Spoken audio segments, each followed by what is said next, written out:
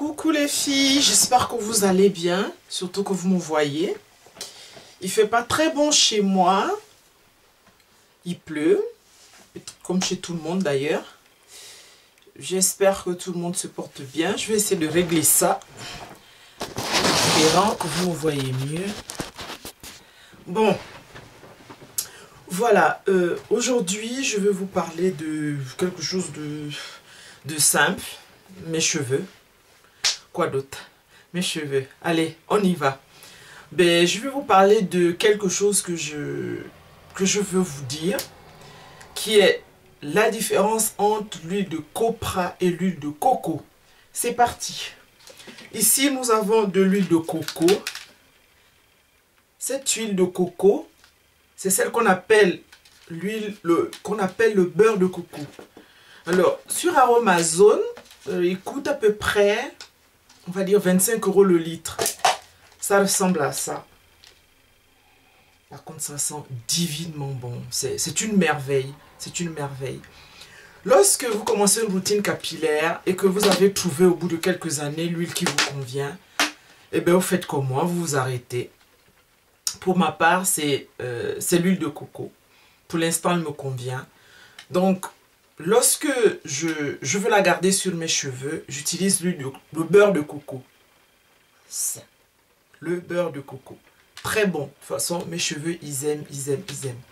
Ensuite, nous avons ici une marque d'huile de coco aussi. C'est de l'huile de coco, effectivement. Sauf que ça, c'est l'huile de coco, mais c'est de l'huile d'écorce de coco. Ce que j'appelle écorce, ce n'est pas la chair de coco, mais plutôt l'écorce qui entoure cette chair de coco. Et c'est de cela qu'est extrait le fameux KTC, la fameuse huile que nous vend cette marque KTC. C'est l'équivalent de l'huile de copra qui est ici en 1 litre et qui coûte à peu près, on va dire, 11 € sur Amazon. Bon, moi, celle-là, je l'utilise pour mes soins, c'est-à-dire lorsque je fais par exemple un bain d'huile, lorsque je fais des masques, j'utilise l'huile de copra. C'est la même chose qui existe là.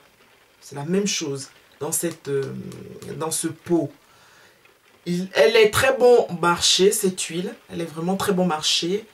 Elle est faite aussi pour les soins de cheveux. En revanche, pour la peau, je ne m'en sers pas.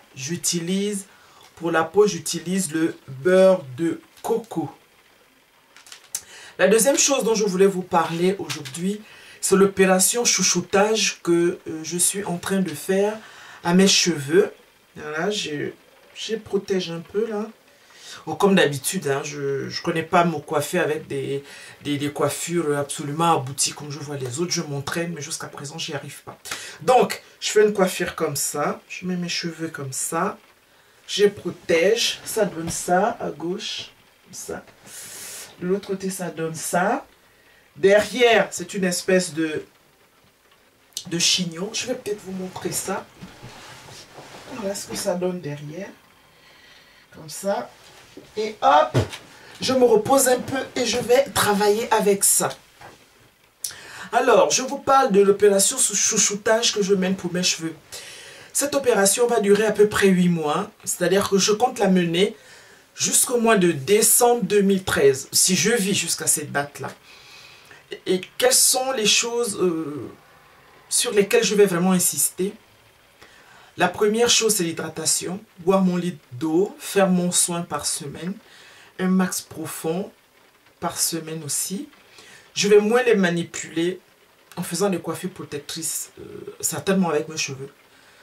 Ensuite, je vais ajouter à ma rigueur le fait de garder un maximum de 8 jours sans les laver. Voilà, je vais essayer de faire vraiment à la semaine parce que d'habitude, c'est selon. Parfois, je peux faire 8 jours, parfois, je peux faire 7 jours, parfois, je peux faire 11 jours. Voilà, donc, je récapitule mon opération chouchoutage de cheveux. Je vais bien hydrater mes cheveux, c'est-à-dire boire de l'eau, bien les hydrater de manière extérieure aussi. Faire un soin profond par semaine. Ensuite, essayer de les laver sous la huitaine. Et puis, quelque chose que je répète parce que c'est déjà rentré dans ma routine, c'est d'éviter le peigne. On se voyait le peigne et moi 2 fois par mois, mais je pense que ça va être 1 fois par mois. Et vraiment, ça ne me gênerait pas si on peut se retrouver 1 fois tous les 1 mois et demi. Ça ne me gênerait pas de me peigner mes cheveux avec le peigne 1 fois tous les mois et demi. Une autre chose que je tiens à préciser, c'est que compte tenu du fait que je ne peigne pas mes cheveux avec un peigne, je ferai des coiffures généralement en natte plutôt qu'en twist. Voilà. Sur ce, je vous fais des grosses bises. J'espère que vous vous portez bien, que vous buvez de l'eau et surtout, aimez-vous vous-même. Ciao, à la prochaine les filles, à la prochaine les gars, bye bye.